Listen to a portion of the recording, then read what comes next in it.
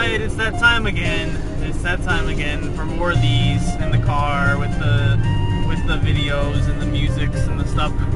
Today we're going to Memphis again for the Black and White Dark Explorers pre-release. This is the second weekend of the pre-releases. Pretty sure the entire set has been sent in and scanned in on Poke Beach and stuff like that, so everyone should know what's in this set. So I guess as usual we're going to talk about what's in this set. There is no Pit of in this set. There is no Chelsea. So instead, but there are Yorkshire Terriers, and so I brought my Lillipup plushie along instead of Chelsea. So what's in this set? What is in this set? Well, there's some EXs in this set, as you might expect, and I guess we'll discuss those. The first EX is the cover boy of Dark Explorers, which would be Darkrai EX. I personally feel he's a little bit overhyped. Some people have been saying he's a Mewtwo killer, and like he's kind of not, because they kind of 2-hit KO each other. You know, 2 bouts of 90 kills Mewtwo, and assuming Darkrai is, you know, I don't know, pretty much fully charged, 2 X balls, assuming, you know, some of the energy drops hit as the one. Let me actually calculate that to verify that. Let's see, that's assuming Darkrai has 2 energy on it, and Mewtwo's got 2. There's 80, so that makes it 60. Maybe that calculation is with Darkrai already having 3, already being fully powered, so that does 80, and then next turn Mewtwo can drop another one and do 100. I think that's how I calculated it. Or drop a DCE and, you know, for sure get it. But anyway, yeah, so they 2-hit KO each other if they're both like fully charged, ready to go. So yeah, I wouldn't really say that Darkrai is a Mewtwo killer. The main thing Darkrai does do though is the snipe with Night Spear is actually almost more valuable than the active damage, because that's what really lets Darkrai be pretty good versus CMT, is the ability to snipe off Celebes on the bench, 2 Night Spears and there's a dead Celebi, as well as probably a dead active as well. So I don't know, I'm sure people are going to try to make a deck out of that, but I feel like it's going to be mad inconsistent trying to use Dark Patch, so I don't know, we'll have to see how that goes. Speaking of cards that are, no, never mind. So other EXs in this set, we got held out of Groudon and Kyogre, who were in Hail Blizzard Psycho Drive, but they held them off to Dark Explorers for us here. I'm trying to think if they took anyone out from Dark Rush. I don't think they did. Nah, I don't think they did. I think we got everyone from Dark Rush. I think there's only 4 EXs in Dark Rush, so which would be Entei, Raikou, Darkrai, of course, and Tornadus. But we got Kyogre and Groudon. And this set, Kyogre sucks. It's pretty much the worst EX that they've made so far. If that Dual Splash just did 60 instead of 50, then it would be kind of cool, because then you could kill off 2 bench Celebes against CMT. But you can't, it's only 50, so roar! And the first attack is some dumb, like, oh, he does 20 and switches out, so yeah. That plus lightning weakness. If he had a grass weakness, he might be somewhat playable, but I doubt it. The Groudon, however, should be pretty interesting, as it's, you know, beefy with Eviolite that's going to lull at the current best deck in format by some margin. Some people say it's by a larger margin than others. It's really good versus electric stuff, Zekiels. And speaking of Zekiels will get a new weapon in this set in the form of Raikou EX. If that thing had like a 3 retreat cost like Entei does, it would pretty much be useless. But the fact that it can Skyro Bridge and retreat for free should make it pretty cool.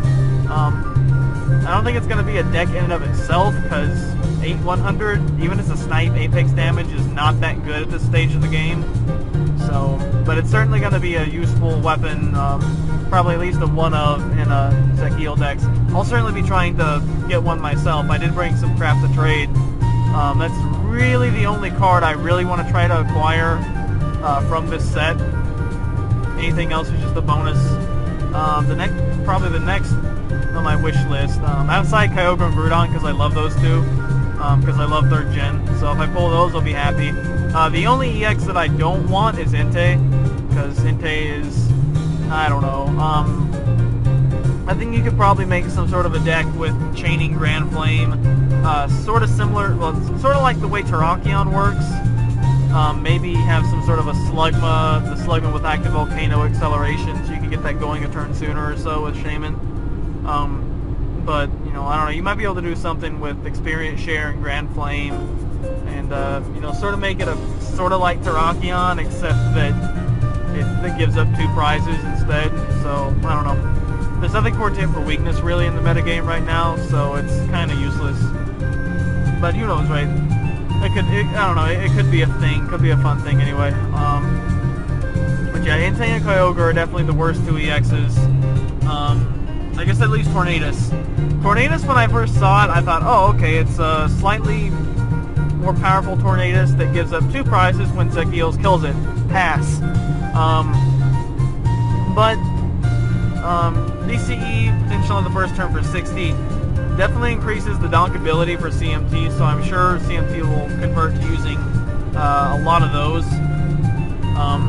And 100 is better than 80, what can I say? And in some cases, I think I'd rather have the flip to discard than the guaranteed move off.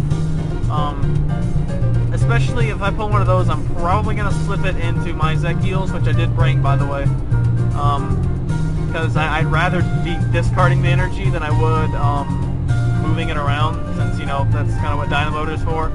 I'd rather get the extra damage and the chance to keep it on him, and not have to use my attachment every turn to attach to my active. So, I think that covers the EXs. There are some non-EXs in this set that are going to be pretty cool. Empoleon's probably the... I hesitate to say he's hyped. He's actually been down hyped. When he first came out, he was like, oh, this is sweet. It's a jump bluff with, like, some draw power built in. And, it would be great if it wasn't weak to lightning. If it had been, like, steel type and weak to fire, it probably would have been way better. Even though I still think Reshifusion is a pretty good deck to be playing. Whoa, birds. But yeah, 1 energy for up to 120 damage if both benches are full. It's pretty good for 1 energy. And the power, kind of similar to Ninetales with Roast Reveal, except you get 1 less card drawn, but you can also discard anything instead of an energy. So, and it's on a stage 2 instead of a stage 1. So, I don't know. It should be, and supposedly you can use it multiple times per turn, so that could be like really good if you get multiple ones out, because you're obviously gonna want to. Unfortunately, unlike with Jump Bluff, there is no broken time space. There is no good rare candy, which by the way is getting reprinted in this set. So you could actually theoretically run some stage 2s in this pre-release with rare candy, hilariously enough. And speaking of other things getting reprinted, we're getting alternate art of Shirin, N, and Juniper, which 2 of those are by my favorite TCG artist, Kanako Ao. She does the little cutesy things like the Next Destiny's Vanillite. I love those. I think she also did Twins. You know, the little cutesy ones like that. I love those. And I don't know who did the N artwork, but it looks freaking epic. There is a Bianca alternate artwork too, but we're not getting it yet anyway. It might come later. And the fact that those are getting reprinted makes me think that maybe we're the next rotation, the rotation after this one, might be either Next Destiny's on or Dark Explorer's on. I have a feeling Dark Explorer's on for a couple of reasons. Number one, because, or I don't know. Well, I would like to see Mewtwo get the boot, that's for sure. But I mean, who knows? But it is notable that we're getting reprints of a lot of the staple trainers that are going to be for Black White On. You know, Shirin, N, and Juniper for sure. And guess what, guys? Catcher's going to stay legal in extra format thanks to Gold Catcher. That's the ramification of that. I really doubt they're going to rotate out all 5 of the first 5 Black-White sets. So that means Catcher's going to be sticking around for probably until we get 6th gen sets. As the anime, I believe, in Japan right now, the next episode is Ash is getting introduced to Bryson, which is the 7th gym. At this rate, he's probably going to hit Gym 8 by the time Black White 2 come out. So he's not gonna have much left. So I'll be interested to see what the anime does. That was one reason I had been saying that, yeah, we're gonna see 6th gen come around kind of quick, because the anime is moving way too fast for this to be like, you know, they're not dragging it out like they did Hoenn or Sinnoh. Ash is moving right through, getting a badge like, I don't know, every 10 episodes or so. He got the first 3 in like less than about 20 episodes, I think. It was nuts, and then they slowed down a little bit once they kind of came off the plot a bit with Team Rocket. Which that episode still hasn't aired, by the way. Team Rocket versus Team Plasma. That was supposed to be like a sweet episode, and like then the tsunami and earthquake happened in Japan, and they were like, we're not going to air this right now because it's got urban destruction. So that was unfortunate, because it had a lot of like storyline stuff, like Team Rocket switching back to their old goofy ways instead of being cool and serious. Like Team Rocket was actually cool for the first part of the Unova Saga. But anyway, back on track of cool cards from this set. And wow, that truck looks way farther on the little camcorder screen than it does in real life. We're in Tippah County now. Other cool cards from this set. One of the cards that I've been playtesting pretty much since it came out, or it got revealed and translated, is Zoroark. With it was called Beatdown, and then they translated it, or there's nothing to translate. It clearly said Beetle Down in katakana, and they changed it to Brutal Bash, which sounds cooler, but kind of takes away from the name I gave that deck, Zoroark Beats. Or, well, actually one of my viewers gave me that name. I was just calling it Zoroark Beatdown, and then they pointed out, hey, you're using Sneasel with Beat Up, you should call it Zoroark Beats. And I was like, yeah, I'm gonna go, cool, that sounds good. And then now people are calling it some ridiculous crap like dark.deck. Like, I get irked every time I see that. It's like, can you be any less descriptive about your deck? It has darkness types in it, okay. Like, can you at least tell me the name of the Pokemon that are in the deck, so I don't think you're off running Mandibuzz and B-Sharp or something, you know? I don't know. I suppose as long as everyone knows what it means, it's fine. But it sounds so horrible to me and just vague and non-specific. But anyway, that's my little pet peeve about deck names.deck. I understand it's it's like a file extension in, I guess, Apprentice or something like that, or maybe Red Shark, but whatever. Speaking of downloadable clients, there's TCGO, but well, I guess I'll talk about that in a minute. What else from Dark Explorers? There is a Venusaur that lets you search for any Pokemon once per turn. Pretty decent, but it's a stage 2 with a 4 retreat cost, which means it is catcher bait, which means it will probably not be played.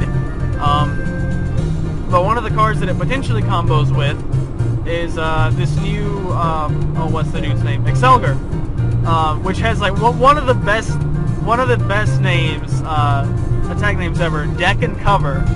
Like duck and cover, but he shovels himself into the deck when he uses it, so it's deck and cover. I think that's amazing. That works way better with the Sunflora from Heart Gold Soul Silver, one of those sets.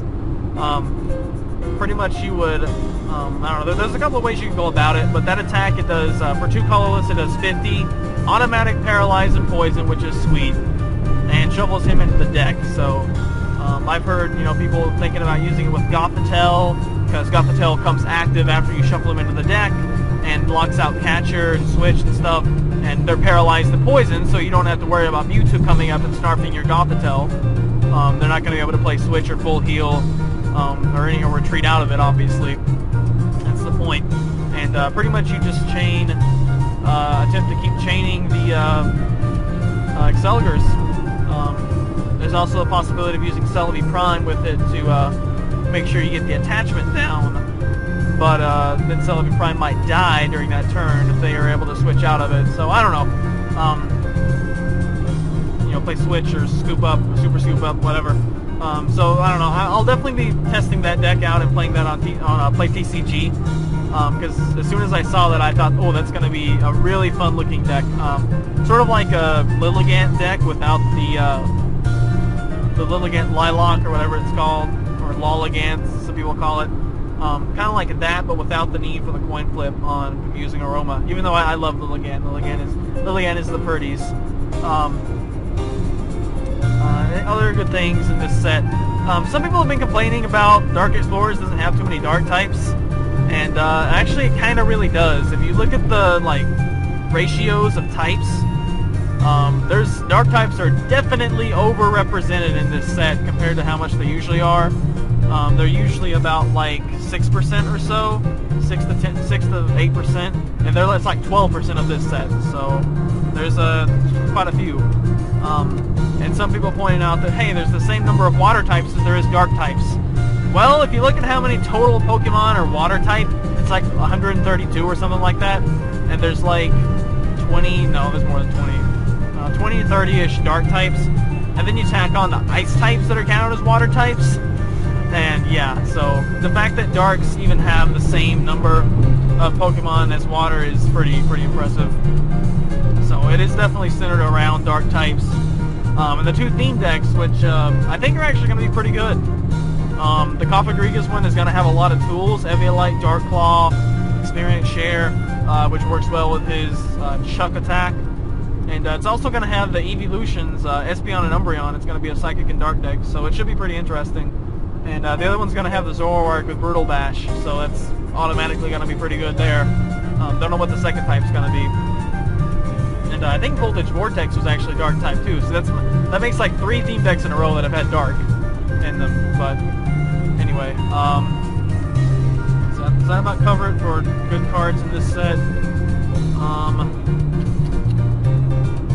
Let's see, we covered Empoleon. There are a couple of like orphaned cards, such as Swoop. There's a Woobat but no Swoobat. I think there's a Volibee but no Mandibuzz. That's because those cards were in Japanese Dark Rush, but we actually got those cards in Emerging Powers, so we got them way before Japan did. And then there's a couple of other oddities, like there's a Vanillite and a Vanillish, but no Vanillux. Coincidentally, it's the worst Vanillite, but the best Vanillish they've had so far. 70 HP, 1 retreat cost, and the first attack is pretty good. So that's a slight upgrade to any Vanillux decks that may be out there. Let's see, there's those. I guess the other sort of big fire guy is Heatmore, who, I don't know, I don't think Heatmore is going to have too much of a direct impact. I think Durant probably will go down a little bit, but it's going to come back, at least until Rotation. Rotation is what will whack Durant really hard, unless we get a nice basic searching reprint. I mean, the ball engine could work pretty well, depending on if we get any like future balls that can target a Durant. But Durant's still pretty solid. I still feel like it's fun to play. It's fun to play, and it's fun to play against, to me anyway. Some people don't like it and don't like playing it against it either. There's something. I know there's something else I was going to mention about that. Oh yeah, I guess I mentioned that Espeon and Umbreon are in this set. All the Evolutions are in this set, so that's kind of why they held over Leafeon and Glaceon from the Zekrom Resh EX Battle Strength decks, so that we can have all the Evolutions in one set. And they actually, thankfully enough, did the rarities pretty well in this set, I say. Sometimes they have a bad habit of making like that Wigglytuff from Next Destinies was a common in Japan, and it's a rare in the US. It ticks me off. But I looked over the rares for this set, and they actually did like a pretty acceptable job. That's one way I gauge a set of how good it is how many rares in the set am I gonna pull and say, oh, I pulled that? And there's not too many of those in Dark Explorers, which might have something to do with the fact that the Monkey Trio is not in Dark Explorers at all. Noble Victories didn't have the trio, but it did have Simisear. And the other Black-White sets have all had all 3 members of the trio, and they all usually are pretty bad. Or, you know, I guess they're not bad, but they're not, you know, competitively viable, I should say. But anyway, no monkeys in this set. Thank Arceus. No monkeys in this set. They did make a couple of changes, like the Slow King is a rare, the Espion is a rare. I think both the B Sharps are rares, but I think Slow King, the 2 B Sharps, and maybe 1 or 2 other guys are the only cards I would consider to be like bad rares. Like that Espion is at least interesting, you know, even if it's not competitively viable. At least most of the cards they chose to make rare are at least interesting. So, you know, that's kind of more important for me. You know, even Heatmore's a rare, but at least Heatmore is sort of notable. You know, so I think overall they did a pretty good job. There is some beef with the quantity of rares. Next Destinies was, I think, by far the worst offender in that regard, with just the percentage of the set that was rares. Having the EXs plus the full art EXs plus the shinies doesn't help that. Makes it a nightmare on collectors. Speaking of shinies, the 3 shinies for this set are the Golden Catcher, which is, I'm sorry, I just find that so hilarious. I can't hate it, it's too hilarious. Archeops, because they want us to pretend that evolution cards are actually like really viable in the current metagame. And Gardevoir, which I will have that Gardevoir. I will have it. If I have to buy it online as a single, I will have that Gardevoir. I must have it. I must has it. It's pretty. I must has it. It helps that it's like a halfway decently playable Gardevoir too. And I think I already have 2 or 3 of the Next Destinies, the normal print Gardevoir. So I definitely have enough for a playset if I get one of those. Although I don't know that I would actually play that. I'd probably like put it in some sort of super protective case and covet it like my Precious or something. Let's see, does that have to do it for Dark Explorers? Probably. There aren't too many like new interesting. I mean, there's the Dark Engine of the Darkness Claw and Dark Patch, but that's about it. There's Hooligans, Jim and Cass, which I'm really glad they translated that properly. Everyone made fun of the Japanese name of bad teams, Jimu and Sabu, and I looked on like Poke Earth on Cerebi, and the bad team gets translated to Hooligans in the U.S. Black and White, and that was Jimu and Sabu.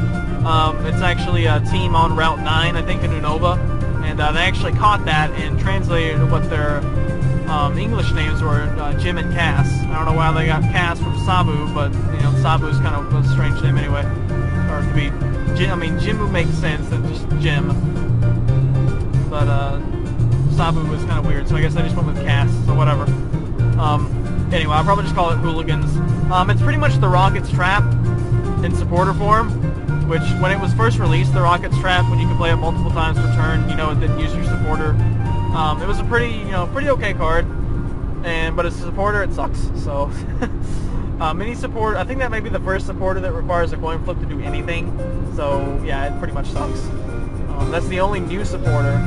There is Twist Mountain and the new Aerodactyl, which I might actually try to work that into my Zekiels in some way.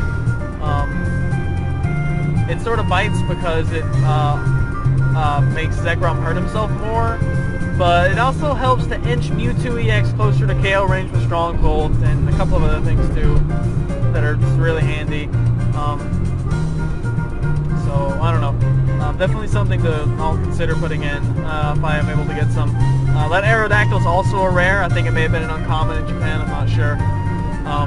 They also did make sure to leave I believe they left all the holographics in Japan as holographics in the US. So it's good that they kind of left that aspect alone and didn't change it, so I'm pretty cool with that. But I guess that pretty much wraps up Dark Explorers talk.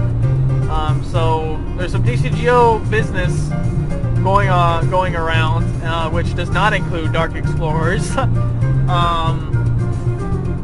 Although I guess we can talk about that more in another video, like the trivia contest video, which probably will have been up tomorrow. It's Saturday right now. I'll probably make that vid Sunday and post it Monday or something like that. I don't know. So yeah, for those of you in the trivia contest, do make sure to check out that video. And if you haven't been in the contest, there's also a prize for whoever scores the highest on just that trivia itself for TCGO packs. And there will be more info on that in that video. It should be up probably right before this video, I think. So we're already at 25 minutes, and we haven't even gotten to the site yet. I don't know what I'll record. I'll probably bring the cam in, and it'll probably be similar to last time. Now that I kind of worked up a little bit more guts to film stuff, and kind of got my sea legs back again, and got reacquainted with the people here a little bit, because last time it had been 5 years since I had seen these people, and now I've seen them at I've seen them at States, so I'm a little bit more accustomed back into the scene now. So I don't know, I might be able to film a game or two. Maybe yes, maybe no, but maybe I'll also try to film like me opening the packs. I think I did that for the second pre-release in Nashville, or where it was, north of Nashville. I can't remember. Gallatin? Is that it? I don't know. Whatever. The place the Next Level Games was. So anyway, I think the only other tournament that's coming up before Nationals, which I'm not going to, I don't think I'd even qualify to go to Nationals. I wouldn't anyway. It's in Indiana. It's Battle Roads, which are like, I don't know what they are. They're kind of weird. Last time I played, we had crap, what were they called? Gym Challenge? Yeah, Gym Challenge. They were like Worlds qualifiers. Like if you won those, you got an automatic invite to Worlds. But they like, I don't know, they were sort of like on the same tier as Regionals, I guess? I'm not sure. But Battle Roads are kind of like somewhere between cities and states, I guess. I guess you could almost call them counties, maybe? I don't know. But certainly, I don't expect every county to hold one. Or parish if you're in Louisiana. But I haven't seen any of those advertised. Those should be coming up like at the end of, like, I would guess, like starting more toward June. So I'll see what upgrades I can make to my deck from Dark Explorers. I'll definitely be subbing in any alternate art ends I get, because those are sweet, and Junipers as well. But we'll see if there's one like that. Who knows? But that'll be a plan for the future.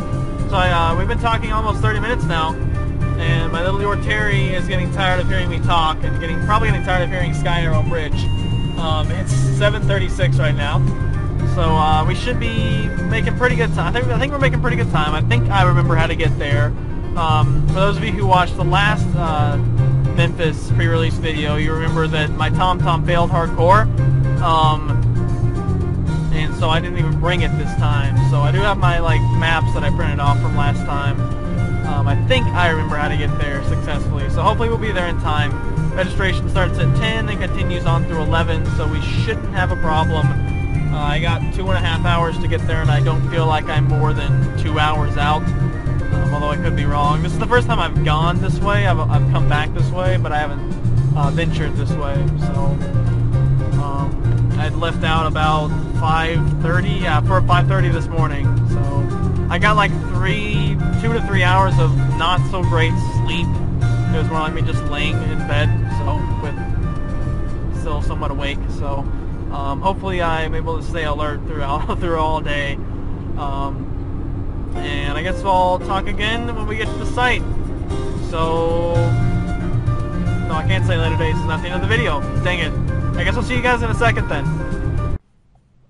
Alright, compatriots, we are now here. I actually made like a really sweet time. It was supposed to take 4 hours and I took 3.5. So cool. It is now 9:17. Yeah, 9:17. So, I guess that means we have time to fill with talking about stuff. And I'm pretty sure we hit on everything Dark Explorers related. So I thought I'd just take this time to mention another little trend that I've been noticing. I know some people on the TCGO forums and other places have been throwing around the idea of making legendaries like their own category. Kind of like how Pokemon Legend are now, but without the whole play to at the same time. sort of making them a little bit like the restored Pokemon, like Aerodactyl, where they're not considered basic, but you know they're not evolved. They're unevolved, but they're not considered basics. So you can't search out Aerodactyl or Arcan with Dual Ball, for example. Kind of giving legendary Pokemon their own distinction like that, which I think that's an interesting idea. But I also have been noticing something they're doing with the EXs. Now, in the original EX era, we started off with stuff like Hitmonchan EX, Electabuzz EX, sort of as an homage to the Haymaker guys. From the beginning it was, actually most of the EXs were not legendaries. I'm trying to think what the first legendary EX actually was. I guess it was Kyogre and Groudon EX from the promo ones that really sucked, that had Major Tsunami and Major Earthquake. So I guess it was those two. I actually have some of those in the Nintendo Power. The non-foil I think is actually harder to find than the foil one, which is funny. But yeah, back in the original EX days, EXs were most definitely not monopolized by legendaries, but they seem very intent on. This has been like 3 sets now where it's all been high HP legendary guys as EXs. So it seems like that is a trend that they are intending to continue. So it makes me curious. Hey, it's me. Except I don't have a green shell or green boots. It makes me curious as to not curious. Anyway, what I've also been noticing is that if you look at the last couple sets, you'll notice that there haven't been any legendaries that aren't EXs. You've had one each for all the Unova legendaries, just to get them one non-EX card. Certainly we've had a bajillion reprints of that same Reshiram and Zekrom.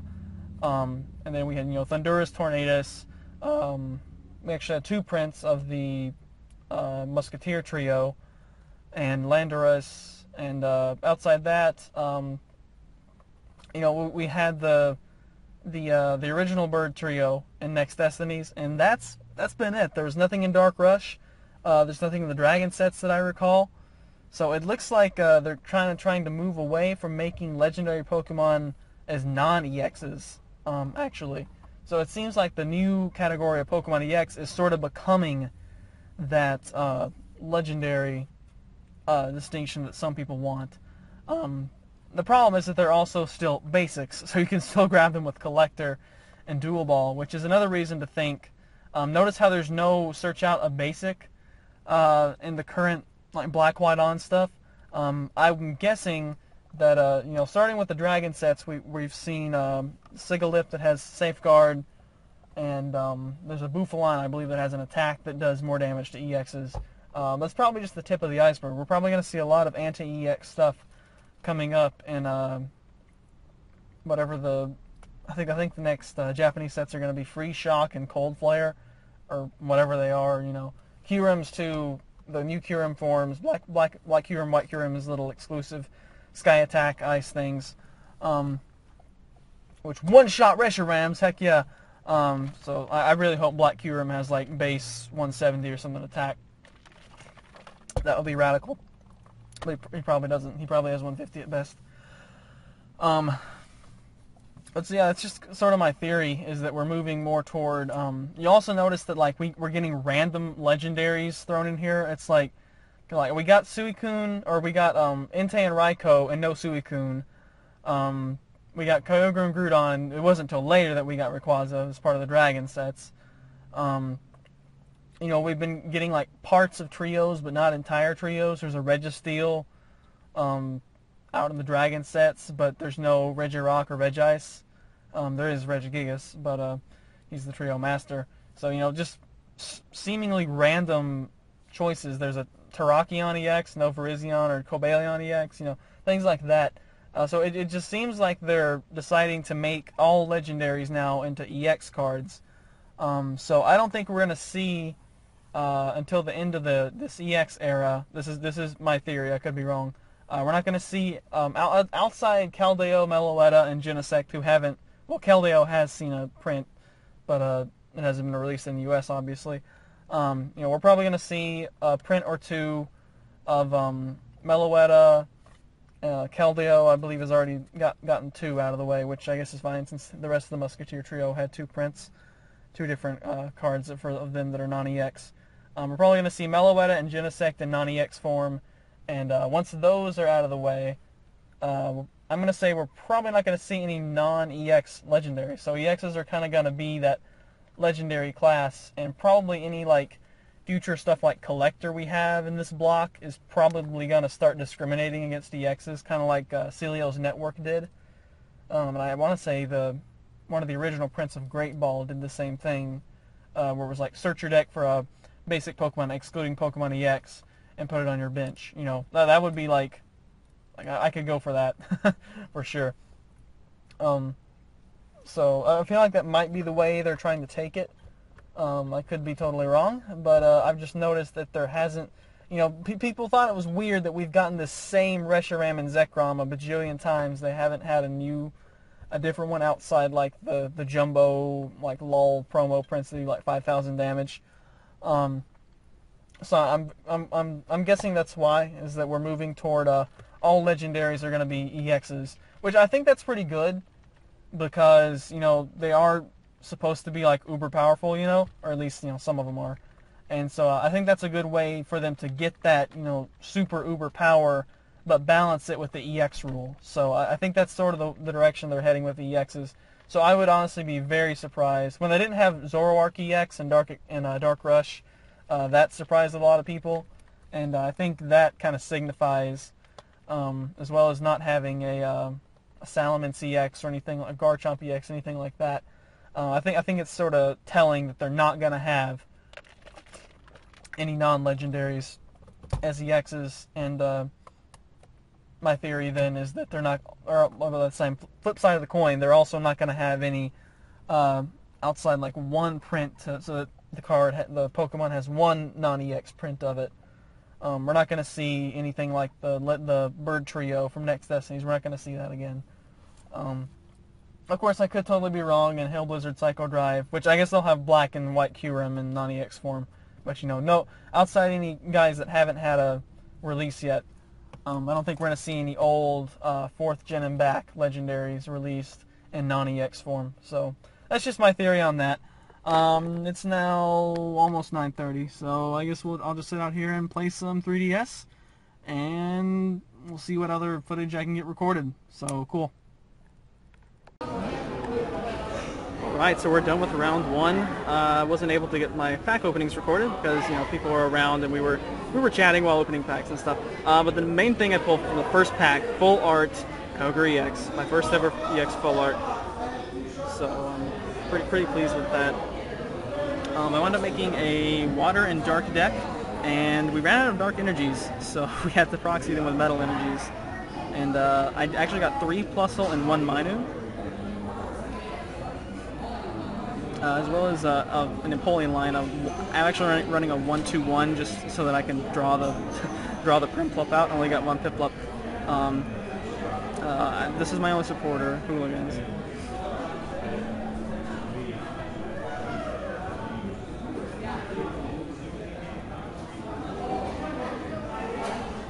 And I did get 2 Ultra Ball, and like I said, 3 Plusle and 1 Minu. And first round, the guy flipped over non-full art Kyogre EX, and I was actually able to get out my Ultra Ball and get out mine, and mine got powered up 1 turn quicker, and as a result, dual splashes were going on both sides, but I was able to get his down 1 turn quicker than he got mine down, so that's all that mattered. I took 3 prizes on the last turn to win, so 1-0, and pretty decent pulls. I mean, anytime I pull an EX, that's going to be good from these. I heard some rumor about a tournament after draft or something that's with a Mewtwo EX on the line, so I'd love to see what that holds. But anyway, liking this deck pretty well. I did pull some other stuff that I chose not to or was unable to run. As usual, I had the more stage ones than basic Syndrome with Umbreon and stuff. I pulled Enhanced Hammer, but I don't think there's any special energies in this set, so I didn't run it. Reverse Venusaur, and an Ivysaur, but of course no Bulbasaurs. And then one more thing that I kind of wanted to run. Oh, I had enough to run. I could have ran Slow. I got 2 Slowking, but I didn't want to run a 3rd type, a Psychic. So to that. Twist Mountain Reverse, Code Cards, and I thought about running Carablast to Scavalier, but I decided not to. So whatever. So that's what I pulled. That's the deck, and check back in later. Alright guys, sorry no footage today really of any good sort. Stuff went down quick though. It's almost 2:30 and we're done with pre-release and draft. So stuff went down pretty quick, which I guess is good because I gotta get on back home. Might actually get home before dark. Actually met someone in there who watches my videos, which is pretty cool. God, I think this is all the same guy. So horrible with names. I don't remember your name. But you were awesome, and he traded me my Nextestiny Cinccino for a catcher. I've actually pulled quite a few Nextestiny Cinccino, and he said he had pulled quite a few catchers recently from the Forces of Nature box. So that worked out pretty well. So that's awesome. That's 3rd catcher. So thumbs up. Thanks for that trade, good sir. And I guess it's really freaking hot in the car right now. So I think what I'm gonna do is wait until I get back home and sort all these out. And talk about more of the stuff that went on with how the rest of the pre-release went and the hilarious deck that I made in draft. So I'll check back in with that now, although we may do another driving segment too at the end of the video. So I don't know, we'll have to see. Yeah, I'll give you guys a teaser of what it was.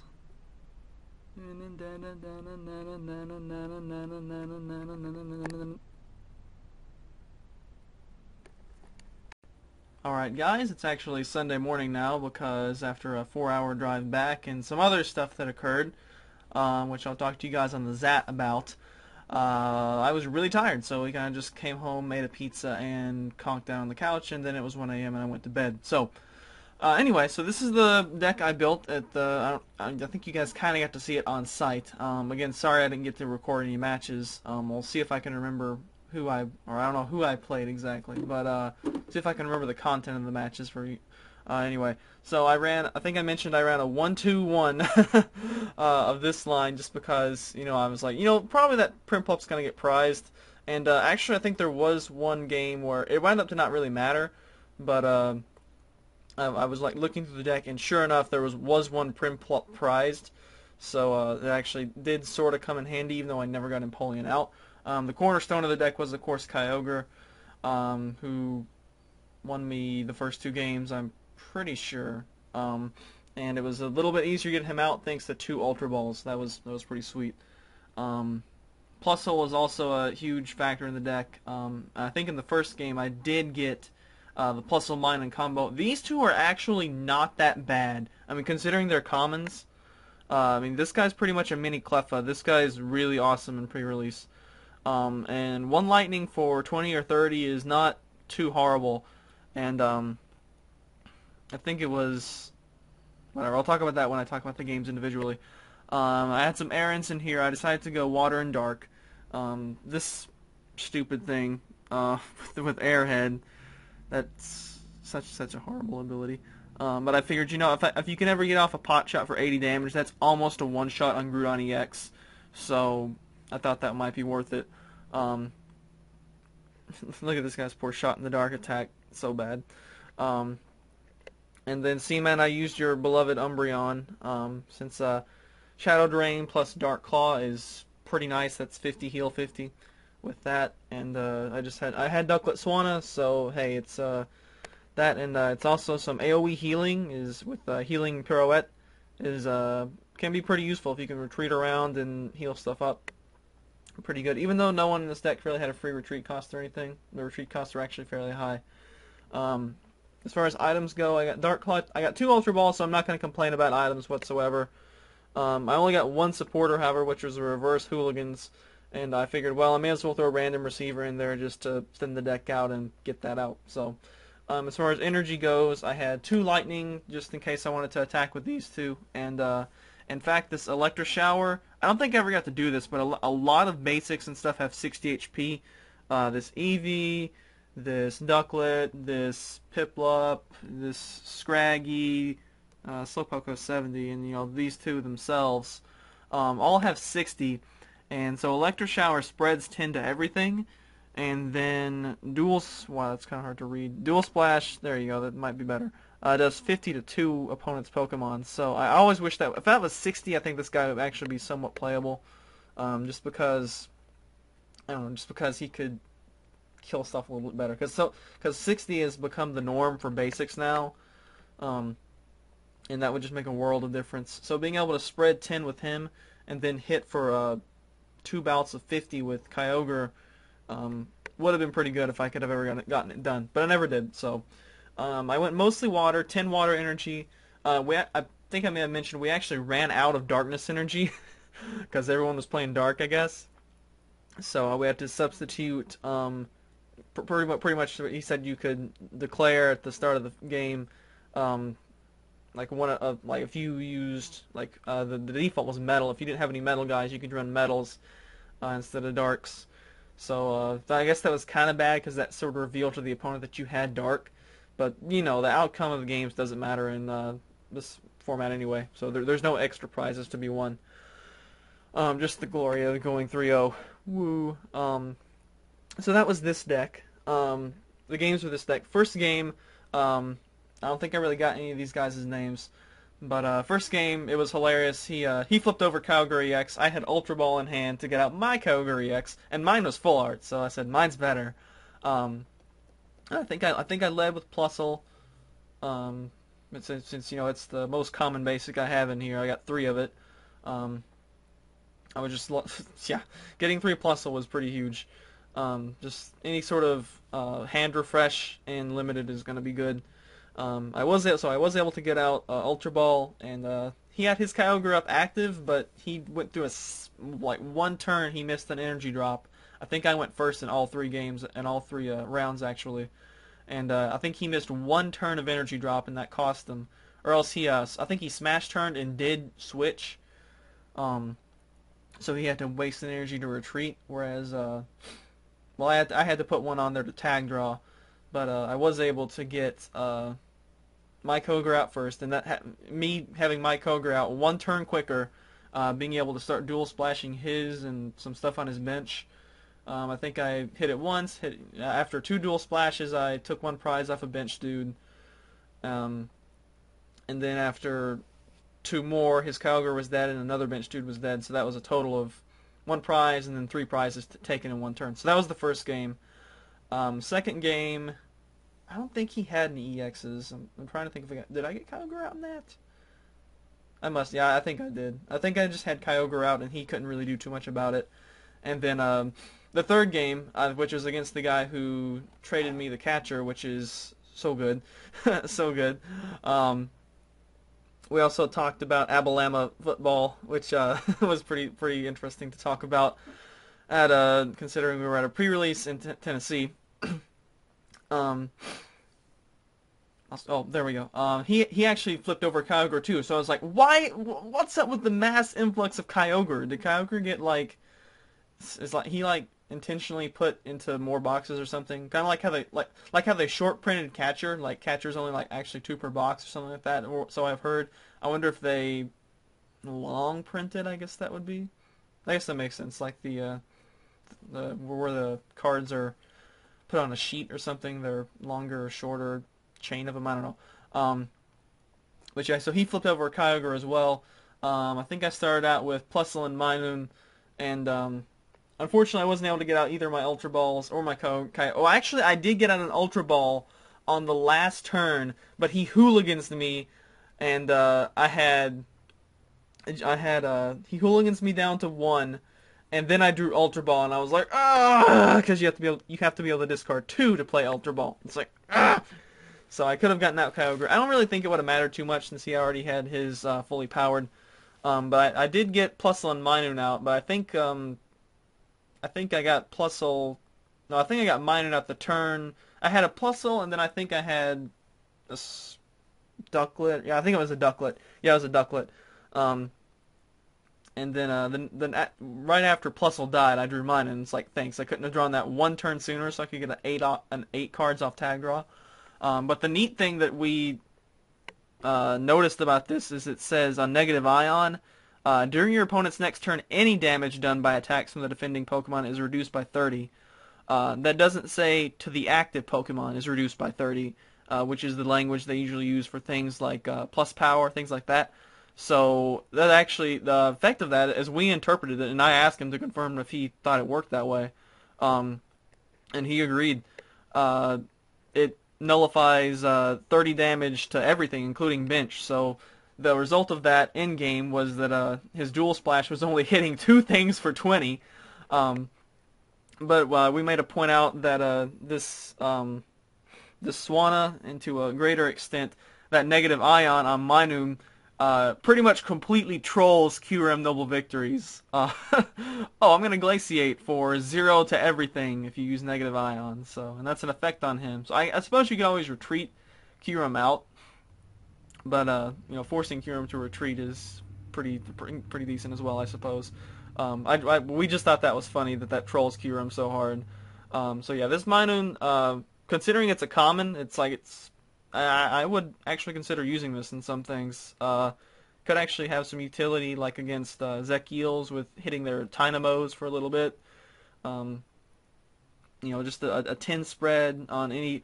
Could actually work on some sort of a Groudon EX deck for trying to spread 20 to everything, starting on turn 1, and then you start building up for Giant Claw. So I don't know, could have some utility with that. Wouldn't be surprised if this saw a little bit of play.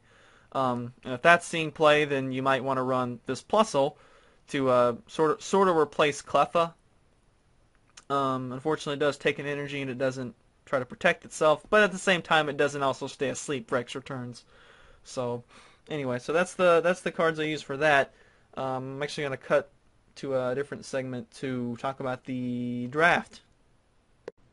Alright, so here's the deck I was intending to construct while doing draft. I think one of the first things I pulled in like my first pack was a reverse Volcarona, which I think is rare. Yeah, it's a rare.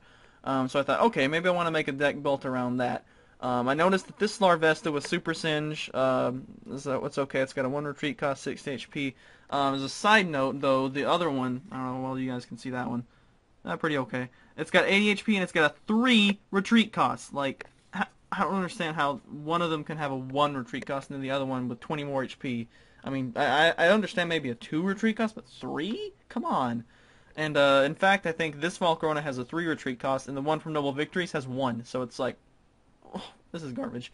Anyway, I also got a little bit of the Plusle Minun engine, which is pretty huge for this. And I didn't get a Blaziken, unfortunately. But I figured, well, you know, Torchic and Combusken, even if I don't have the Blaziken for the fully evolved form, will still be pretty decent. And then I got some of this Torkoal as well for some turtle power. And then to cover some of the water weakness, and also going along with these two, I picked up Joltik and Galvantula. Unfortunately, Joltik has really bad HP, because, you know, it's like, how tall is that thing? Like 4 inches tall. But Galvantula Galvantula's pretty okay. It does, I like the effect of Electrosilk. I just wish it was a little bit more potent. And as far as trainers go, I got like Arceusly trainers. 2 random receiver, 1 of every supporter in the set, Sharin, N, Juniper, and Hooligans, and an Ultra Ball. And where I made a mistake, though, was, you know, I had all these evolutions that I was going to play. You know, certainly Flare and Jolt could have been played. I was thinking, I probably wouldn't have played Umbreon again, but Leafeon with acceleration from the discard pile, with its energy assist, is pretty decent. Might have made me play some grass. Also because that's some water resistance, which is the weakness of fire. So, you know, I was wanting to do mainly fire and then some offensive things against water and some defensive things against water. So that was the thought. But, you know, I kept passing up on EVs to pick up, you know, this and those. And I wound up with, as you can see, way too many freaking Larvesta. which you actually in draft and pre-release formats you are allowed to break the 4 card limit. Not many people often do. It definitely occurs more often in draft than it does in limited. I'm pretty sure. I'm pretty sure you can break it in draft, just to make it a little bit more unique. But yeah, so it doesn't happen much in limited since you've only gotten 6 packs, and with the exception of reverses, you don't get the same exact thing twice per pack. Although you could theoretically get like both versions of Larvesta, I guess. So you could, I don't know, you could still do it that way. I heard one story someone told about this guy who at Noble Victories pre-release pulled 5 Durant. Oh, that would be so mean. But he said he never got them out. So I guess that makes sense since there's no collector or any sort of really good searching and Noble Victories. I guess there's N, but that's just shuffle draw for 4 at most. But so as a result, I pulled absolutely 0 EVs, so no evolutions to be used for me. And what I did pull, however, and this, I think I mentioned something happened at States where we did a Next Destinies draft, and some dude got Mewtwo EX and just ran Mewtwo EX and 39 Psychic Energy, won the thing. Guess what I pulled, guys? You may have seen the little teaser before. Darkrai EX full art. There you go.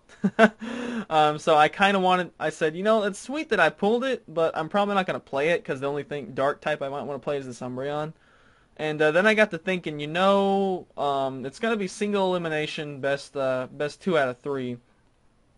I don't know what anyone can really get out. Like, in formats like this, it's so hard to get consistency. Although I will admit this is one of the better sets to draft in to get some consistency, since as you can see I got plenty of nice trainers. But I thought, against anything decently powerful, the rest of these guys aren't really going to cut it. The apex damage is not that good. I don't really have too much synergy with Scorching Scales. And actually one of the guys I drafted across from, didn't ever pass to him, who pulled Groudon EX, he actually made a deck very similar, except he did have Blaziken, and I think he might have had multiple Volcarona. So anyone who's drafted before can tell you when someone's trying to go for like one sort of deck, it can be kind of hard for anyone else to make it, and you can like kind of starve people that way. Like I felt people were trying to starve me of EVs.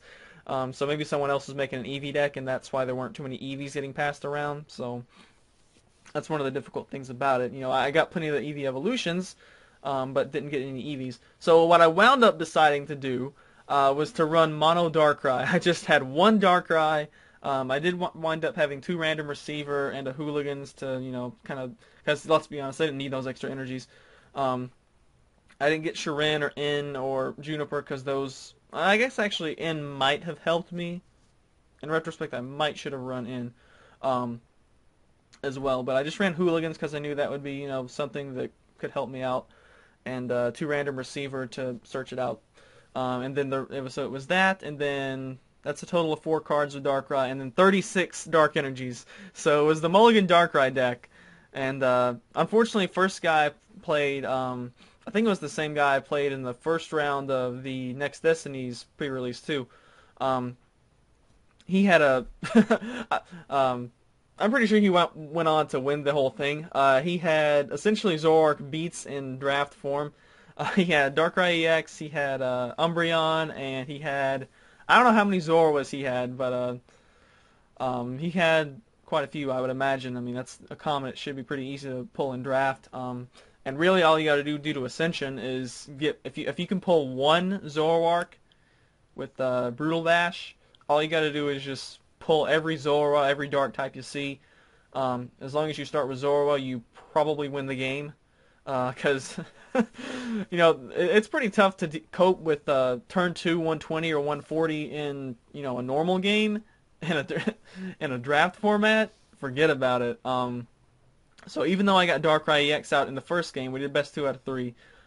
It's hilarious because Night Spear does 90.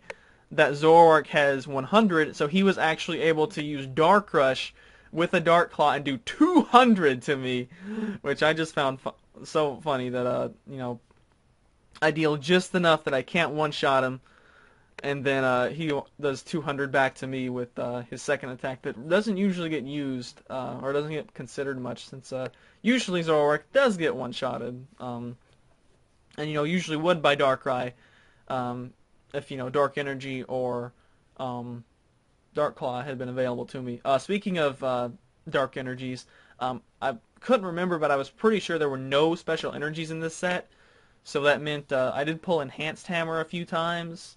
Matter of fact, I think I got a reverse one, but I didn't play it since I was pretty sure there weren't too many special energies floating around. And of course, since it was also Mono Darkrai, his ability was useless since he was the only thing. But I figured consistency in a format like this, guaranteed to start with him, and then guaranteed to get a turn 3 Night Spear off. I figured I'll take that consistency over the risk that they have something to kill him off with. And the second round game, I think he led off with what's the little crocodile's name? Sandile. He led off with a Sandile. And I was able to get that dead, and in between Night Spear going around, I was actually able to snipe off his stuff. He did get Zoroark out, I think, but he didn't get enough energy to do it and retreat. And I had already sniped it for 30 while it was still Zorua, so after he evolved it, he was able to get taken out by Night Spear, and I think that was it for Game 2. And then Game 3, he started with Zorua again, so that was rinse and repeat from Game 1. So he pretty much had the perfect deck to beat mine, although I'd say it probably also would beat anything there. And I definitely don't regret running the Mono Darkrai, because I seriously doubt that the rest of these guys would have been able to do anything against that deck, so I probably would have been out round 1 anyway. And also, in case you guys have never felt one of these before, they have this awesome rigidity effect. Can you guys hear that?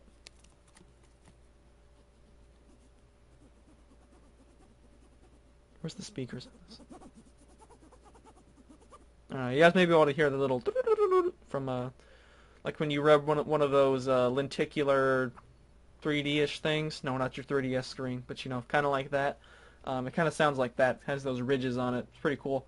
I think that's the first time they've ever done anything like that. So after not pulling any EX full arts, I get 2 out of, what is this? I think this is 13 code cards. So I get 2 EX full arts out of 13 code cards, or 13 packs, including the 2, and both of those being ones I could, I actually was able to use. I didn't pull from the, I kind of pulled not anything good from the 2 extra packs after pre-release. But pulling 2 EX full arts and 13 packs when those are 1 per box, so that's what, 1 in 72 packs, or, well, 2 in 72 packs, 1 in 36. So instead of taking 72 packs to do it, I got it in 13. So I have some of the craziest luck with full art sometimes. That's really what these are more about. I definitely rather have good luck in pulls at pre-release than I would have good luck in, winning games. I would kind of like to do, I know Malice told me one time, I think this is for MTG though, he did he does, him and his friends or something do where you pull the rare or whatever the rare, mythic rare, whatever they are, and you put those as a prize pool. So you have to make the best deck you can to try to win those rares. So there is essentially no rare drafting, which I think would be a really interesting idea to do. So that you actually are encouraged to make a good deck instead of or else just somehow convince a store to let you, open packs, and then you don't get to keep the cards. You have to give them back to the store since you didn't you pay, I don't know, maybe $1 or so entry fee just because the cards will no longer be mint. But you get to play in a draft essentially for free, and then give the cards back, so you can actually focus on making a real deck and playing draft instead of just pulling what you want from packs, which is usually all I use it for. I enjoy doing that. So that pretty much will wrap it up here. And I thought of desired questions. I'm actually going to take a break and think those up. Alright guys, time for our trivia contest questions, answers for today. And just like last pre-release, or last one of these with states, we got 2 going on. And it's going to be Kyogre and Darkrai are your two answers. So there's two questions possible for this video. We're going to have lots of points being able to be accrued here. And your hint for the desired questions for these, I actually thought of some this time.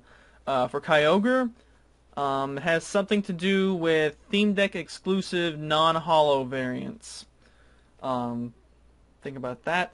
And for Darkrai, it has to do with the Comic-Con 2011 Season 3 tournament videos that I have posted. So you may want to go back and watch that for a clue as to moves and stuff that might indicate Darkrai.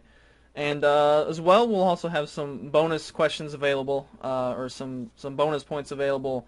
Tell me what your favorite EX in the Dark Explorers is, and why. And even actually, that would be great to know, even if you aren't in the contest. And also, what your favorite non-EX is and why. So that's a possibility of 5 points from this, from the two bonus points from that, and with that, actually, that's a total possible a total of 8 possible points from this video if you get everything right. And of course, we also have the normal +3 from stuff and things. So that's gonna do it for this video. And speaking of that, it's probably now been, how long is this video gonna be? Probably 50 to an hour, crazy. Make sure to check out the trivia bonus round if you're in that contest too, and if you're not in the contest, still check it out, because there's free TCGO packs to be won if you get the most number of questions right in that contest in and of itself. So all in all, pretty good stuff while I was there, but everything like with the drive kind of sucked. But I won't go into that. I'll talk about that on Zat for you if you guys want to know about that. I guess that's gonna do it for this video. So I'll catch you guys for. Actually, there's not gonna be one of these for a while. Battle Roads is coming up on June 9th. But since due to my irkness at the whole driving thing, I don't know if I'll be going to Battle Roads, at least the one in Memphis. If there happens to be one in like Jasper or something in Abilama, I might go to that one. I don't know, we'll have to see. Definitely with the catcher I got, thanks again for that. With that catcher and with some of the stuff from this random receiver, I'm definitely gonna be updating my Junipers and Inns to their new artwork. And there was something else too. Just a couple of other things from here. Even though I haven't gotten Raikou yet, I don't know, I may end up holding off getting him until whenever I order multiple Rayquazas. If his price isn't too crazy. If nothing else, I'm sure I can trade this Darkrai full art for a Raikou full art to some collector at wherever. That would actually be funny if I traded it to someone like the day of like Fall Battle Roads or whatever it is. So I don't know if I'll be going to Battle Roads or not, which is the last tournament before Nationals, which I'm obviously not going to. And I think that'll be about it before Worlds, and then we'll get Rotation, and then the Dragon sets will be out, and I'll get Rayquaza for my what will now be a Ray Eels deck, although I'm probably still going to have Zekrom in it, because that Sigilyph will also be out, and I want a backup attacker for it. I don't want to have to be catching around it all day, especially when Junkarm's going to be out of the format, and I can't very well be wasting catchers. So, you're only going to have at most 4 used per game, barring like Excadrill and stuff with the whatever his second attack is. So that's going to do it for this video. Thanks for watching. It's probably a really long video again. That has been it for Dark Explorers. I rate this as, well, the fact that it has Aaron on one of the booster packs is pretty good. And it's also got Venusaur, which I know Necrostevo loves, and Excadrill, which is just funny because it trolls Smogon. So, well, I like the booster pack arts on this set. Overall pretty good. I still think Next Destinies is like the worst. Okay, actually probably Emerging Powers is. I rank the Black-White sets as number 1 Noble Victories, number 2 Dark Explorers, number 3 Black-White, number 4 Next Destinies, and number last Emerging Powers. Because the last 2 are Catcher Lotteries and Mewtwo Lotteries, respectively. As all those packs really are to me. And plus this set has Shiny Gardevoir, so that definitely buffs it up past Black and White, which I will have that Shiny Gardevoir whenever its price becomes not too crazy. That's gonna do it for this. Thanks for watching. Later day.